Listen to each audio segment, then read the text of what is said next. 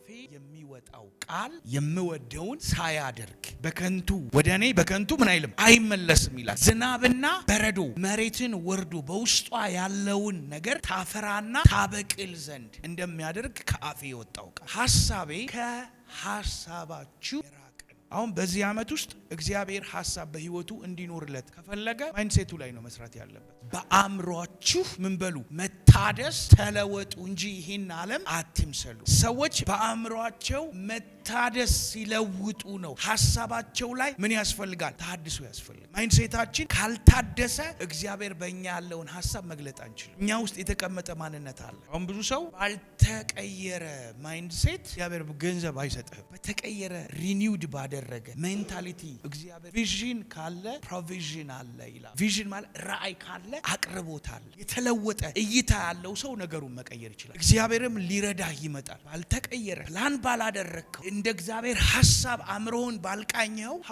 ለምን ይመጣል ወደ አንተ? እግዚአብሔር አይሰጥህም። ዘመናትን በምህረቱ ምን አደረገ? አቀናጀ ይላል። ምህረት ካለ ዘመናት ተሰጥቶናል። ላስቲር ላይ እኮ ብዙ ሰዎች ሙተዋል። ያላለፉ ሰዎች አሉ። ዋይ እኛ ውስጥ እግዚአብሔር ይሄንን ነገር ሰጥቶን ለምንድነው እድሜ የተሰጠ? እኛ ውስጥ እግዚአብሔር ምን አለ? ቪዥን አለው፣ ፐርፐዝ አለ። እኛ ውስጥ የተቀመጠ አቅም አለ፣ ፖቴንሻል አለ። አሁን እግዚአብሔር እድሜ ሰጥቶናል። እኛ ውስጥ የሆነ የተቀመጠ ነገር አለ። ያንን ነገር መግለጥ አለብን። ያንን ነገር ለመግለጥ ደግሞ ምናችንን ማወቅ አለበት? እኛ ውስጥ የተቀመጠውን ሐሳባችንን መቀየር አለ።